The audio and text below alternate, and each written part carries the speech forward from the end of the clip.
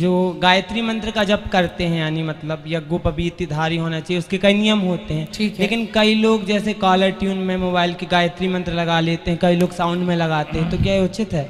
राधे राधे भक्तों, जय श्री कृष्णा। महाराज जी के प्रश्नोत्तरी के दौरान एक लड़के ने गजब का सवाल पूछा। लड़के ने पूछा कि क्या मोबाइल में गायत्री मंत्र या भगवान के नाम का रिंगटोन लगाना सही है या गलत है, क्योंकि अक्सर हम में से सभी लोग, कई लोग क्या करते हैं, मोबाइल में भगवान के नाम का रिंगटोन, भगवान के नाम का गाना, या कहने का मतलब है गायत्री मंत्र को अपने फ़ोन के रिंगटोन में या गाने में लगाते हैं।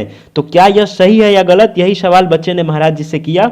महाराज जी भी इस सवाल को सुनकर काफ़ी प्रसन्न हुए, क्योंकि कहने का मतलब है कि उन्होंने कहीं ना कहीं सोचा कि ये जो सवाल है काफ़ी अच्छा सवाल है, क्योंकि हमें से अधिकतर लोग ज्ञान के अभाव में ऐसी गलतियां करते हैं, गायत्री मंत्र या भगवान के नाम का रिंगटोन लगाते हैं। तो महाराज जी ने बाद में उस बच्चे को अच्छे से समझाया कि यह सही है या गलत, सही है तो किस प्रकार सही है और गलत है तो किस प्रकार गलत है। तो हम भी आपको महाराज जी का उस जवाब, वह सवाल सब कुछ आगे इस वीडियो में दिखाएंगे, इसलिए आप आज की इस वीडियो को पूरा देखें। इस वीडियो में महाराज जी ने सवाल का काफ़ी अच्छे से जवाब दिया है, उन्होंने हर बात को एक अच्छे से समझाया है, जैसा कि महाराज जी हमेशा अच्छे से समझाते हैं। तो चलिए हम सब भी जानते हैं कि आखिर महाराज जी ने क्या जवाब दिया, तो चलिए देखते हैं।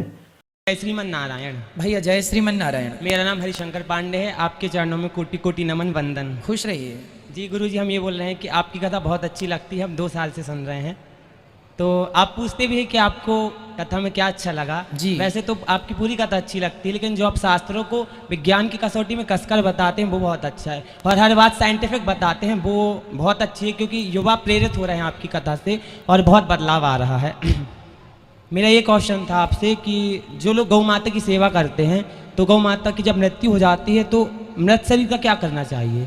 विसर्जन करना चाहिए, अंतिम संस्कार। जैसे गड्ढा खोद के हम लोग गायों का विसर्जन करते हैं ना, जिसे अंतिम संस्कार ही कहते हैं एक भाव से, वहाँ डाल के कुछ नमक में डाल करके फिर उनको मिट्टी से दबा देना चाहिए। अंतिम क्रिया यही है।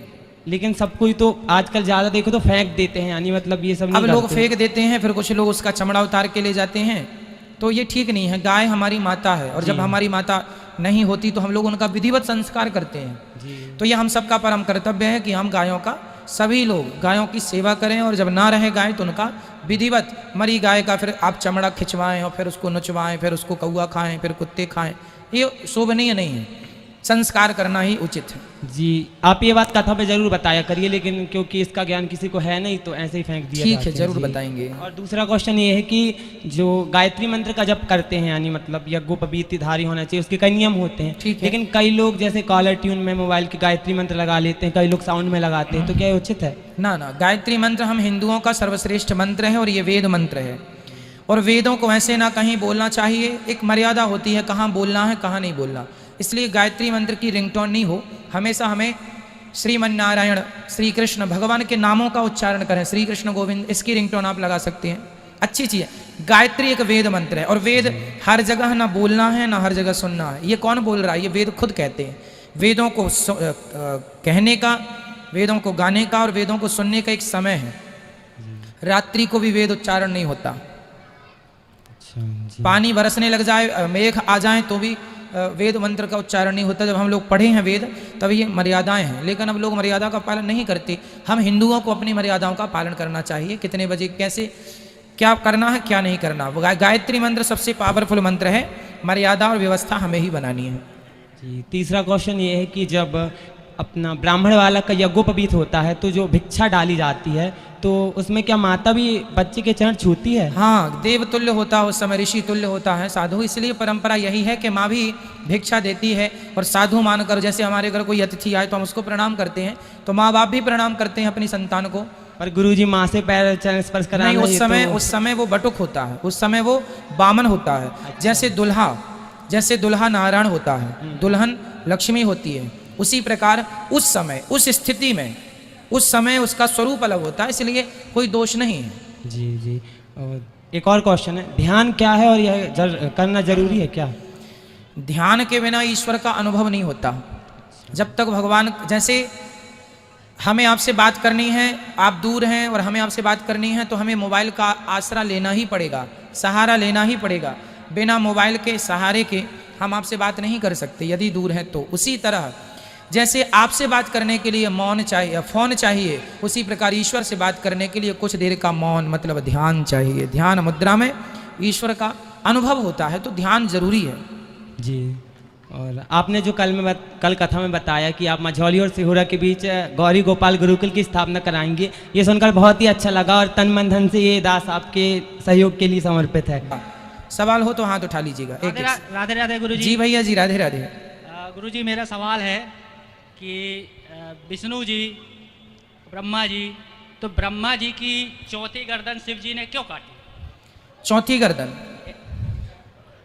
ऐसा है कि भगवान श्रीमन नारायण की नाभि से ब्रह्मा जी उत्पन्न हुए। जी ठीक है जी इसकी दो कथाएं हैं तो मैं दोनों आपको सुना देता हूँ। जी नाभि से ब्रह्मा जी को उत्पन्न हुआ, ब्रह्मा जी ने चारों ओर देखा, उनके 4 मस्तक हो गए। जी फिर उनकी द्वारा सरस्वती को उन्होंने उत्पन्न किया, तो ब्रह्मा जी सरस्वती पर मोहित हो गए। तो फिर उनके पुत्रों ने, सनकादियों ने विरोध किया कि आप क्या कर रहे हैं। तब उन्होंने अपना जिस मुख से वो मोहित हुए उस मुख को छोड़ दिया, तो उनका छोड़ा हुआ वही मुख आज भी कोहरा बन करके दिखता है। वो कहते हैं गुरु जी कि शिव जी ने काटा है वो। हाँ, मैं दूसरी कथा भी तो आने दो, हमने बोला ना कि 2 कथाएं इसकी 2 सुनाएंगे, अभी तो एक हुई है। तो इसका एक उत्तर ये है, ये भी प्रमाणित है।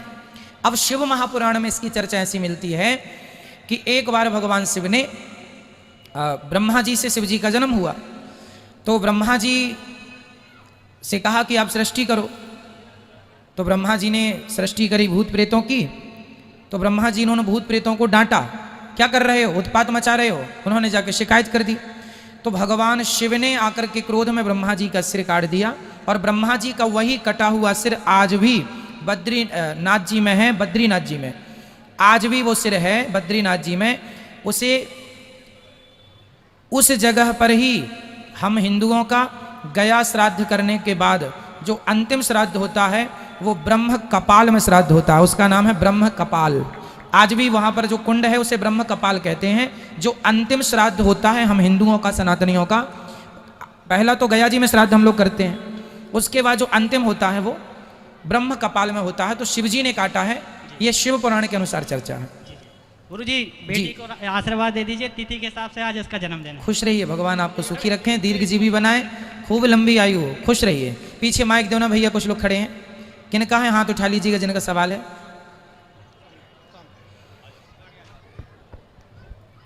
हेलो हेलो, गुरुदेव, प्रणाम करता हूँ आपको। खुश रहिए भैया जी। गुरुदेव, मेरा ये क्वेश्चन है कि अभी अपन लोग सब ये चर्चा करते हैं कि अपन सब मानव धर्म से जुड़े हुए हैं। ठीक है, तो कई जगह, कई धर्मों में ये बताया गया है जूता पहन के जाना चाहिए। कहाँ?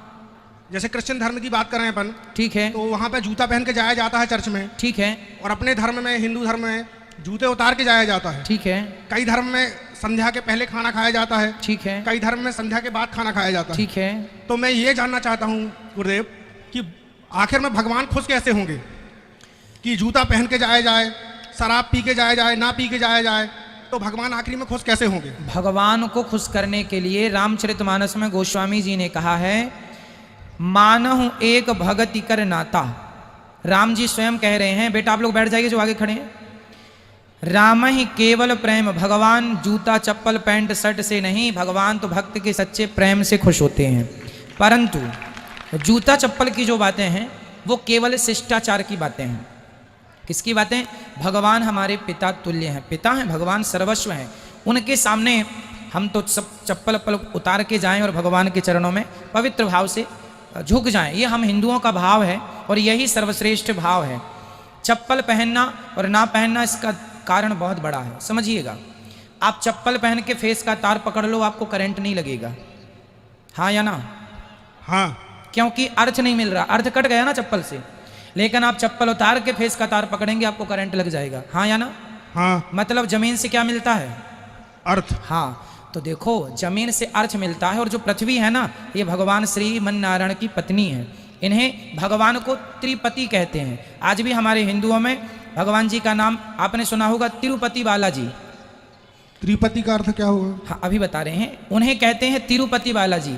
त्रिपति के, उनका असली रियल नाम है त्रिपति, जो 3 के पति हैं। 3 के पति मतलब श्री लक्ष्मीपति, लक्ष्मी मतलब लक्ष्मी माता, श्रीपति लक्ष्मीपति, दूसरा भूपति, ये पृथ्वी भगवान की पत्नी है, और तीसरा लीला देवी मतलब राधा रानी।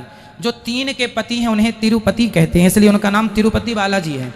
तो ये लक्ष्मी, ये पृथ्वी भगवान की पत्नी है। सत्यभामा, भगवान कृष्ण का जो विवाह हुआ ना तीसरा, वो सत्यभामा से हुआ है और सत्यभामा पृथ्वी का स्वरूप है। तो पृथ्वी हमारी माता है क्योंकि भगवान की पत्नी, तो अपनी माता की गोद में तो बच्चा नंगे पांव जाकर के प्रणाम करे भगवान को। इसलिए हम लोग हिंदू लोग मंदिरों में चप्पल पहन के नहीं जाते, नंगे पांव बिना चरण पादुका के दौड़ पड़ते हैं। ये हमारी श्रद्धा है और शिष्टाचार भी यही है कि भगवान के आगे चप्पल जूता पहन के, और गंदगी होगी इसलिए लोग करें तो करें, हमें दूसरों की नकल क्यों? हमें अपने आप को इतना अच्छा बनाना है कि जमाना हमारी नकल करे, हम किसी की क्यों करें? ठीक है।